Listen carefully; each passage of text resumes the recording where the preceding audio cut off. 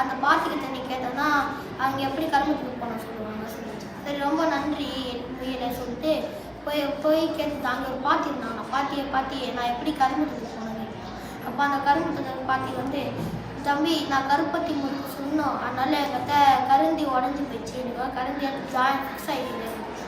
சரி ஓகே அந்த பிஸ்கெட்டை ஒத்திக்கிச்சான். அவன் அந்த பாட்டியும் கருப்பட்டி முறுக்கு சுட ஆரம்பிச்சாங்க.